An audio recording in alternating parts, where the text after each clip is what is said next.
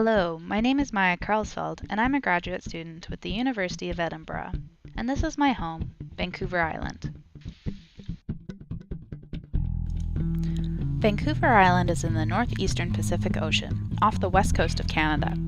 This island is topographically diverse, with thousands of kilometers of rocky coastline, fertile valleys, and tall snowy mountains.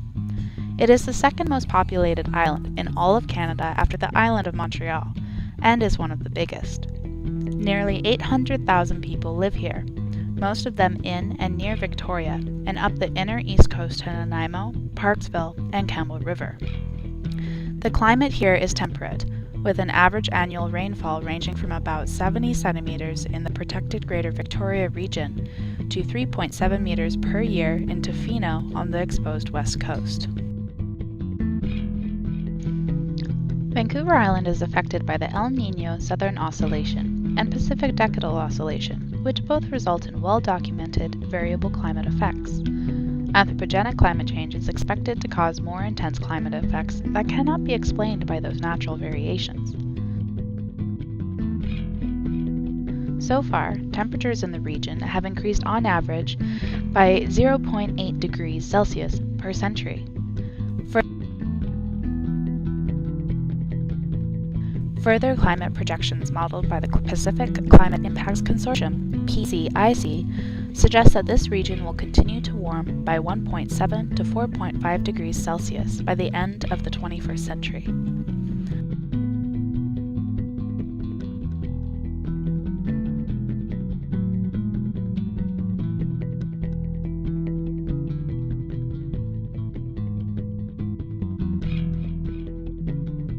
Warming temperatures will affect Vancouver Island in both positive and negative ways. Urban and rural areas of the island will be affected differently by climate change, as will various sectors of the economy. Addressing the wide-ranging impacts of climate change on all sectors would be a monumental task, so in this video we will take a closer look at three: forestry, aquaculture, and tourism. Forestry employs about 11,000 people, and they rely on the health and abundance of different tree species all across the island. The forestry sector is an important part of the economy of Vancouver Island since it was a British colony in the 1800s, and it has been and will continue to be affected by climate change. Precipitation has increased by 10 to 14% across Vancouver Island since the 1900s, and is expected to continue increasing.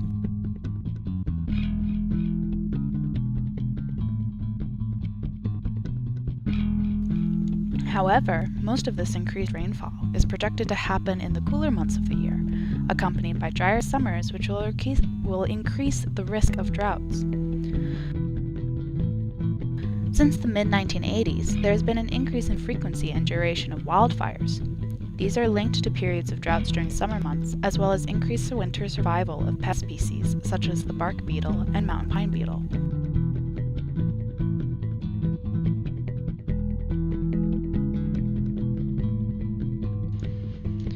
Over 2 decades from 1982 to 2002, the mountain pine beetle killed an estimated 300 million trees across British Columbia, causing an estimated $6 billion in damage.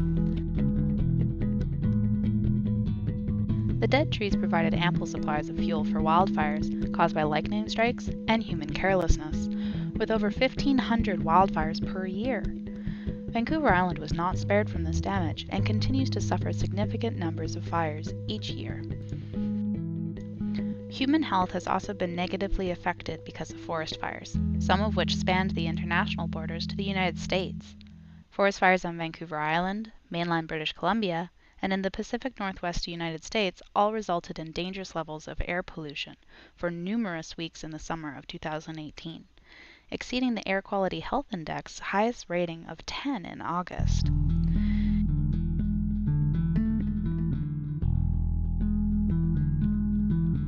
In the years leading up to 2050, Vancouver Island's forestry sector is likely to continue to suffer the consequences of hot, dry summers and mild winters.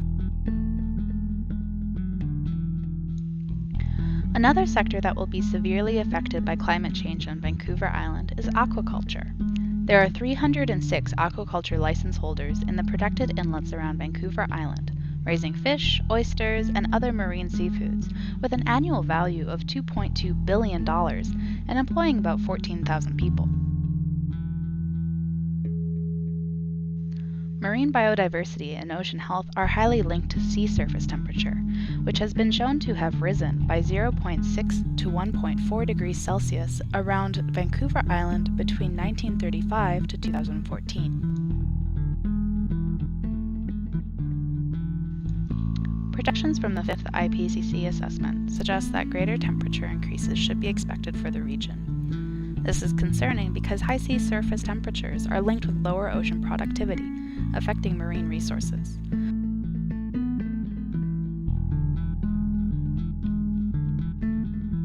For example, the Georgia Strait between Vancouver Island and the mainland and the northern Pacific Ocean are key areas in which sockeye salmon spend their lives before they swim upriver in the Fraser River Delta to spawn. As sea surface temperatures grow warmer, sockeye salmon experience an increase in metabolism. This means that they will require more food to reach their full adult size. Not only that, but changes in species distribution means they may experience more competition for food, which will likely result in smaller returning fish during spawning season. Decreased reproductive success may result. Aquaculture on Vancouver Island will have to adapt to changes in species availability, fish farming requirements, and changing market demands from the other areas in the world. Tourism is one of the strongest performing areas of Vancouver Island's economy since 2014, also worth an estimated $2.2 billion and employing up to 60,000 people.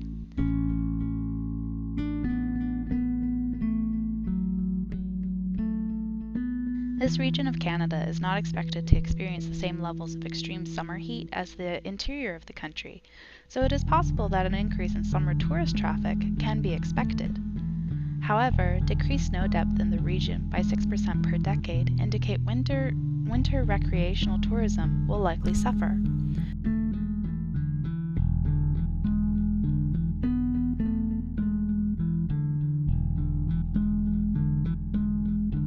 Tourism on Vancouver Island is highly focused on our beautiful coastlines, with people coming to experience our natural parks, hiking trails, surfing, kayaking, and more.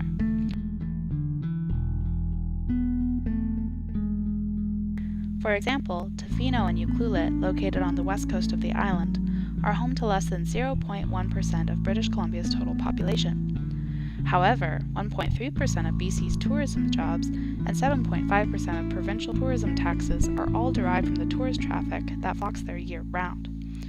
In July 2017, over 120,000 people used the Lighthouse Loop of Ucluelet's Wild Pacific Trail. That's 70 times the population of Ucluelet. The exposed west coast of the island is vulnerable to storm surges and increased precipitation, despite the Tofino region experiencing lowering sea levels of 12.7 centimeters per century due to post-glacial rebound. More frequent extreme high water events and storms could cause damage to waterfront homes, roads, and port facilities, as well as contribute to erosion in the area.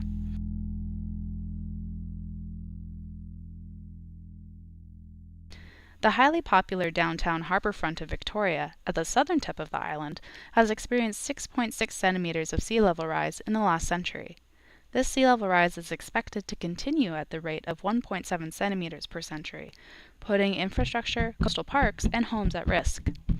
As increased temperatures and droughts cause havoc in the forest, it is also possible that they will deter tourists from choosing Vancouver Island as a destination. Projected climate change will present the various communities of Vancouver Island with many challenges and opportunities over the next century, and it is vital we consider how each region of the island will be affected. Connecting the urban centers in the south to the rural communities of the north and west coast will be crucial for successfully adapting to climate change.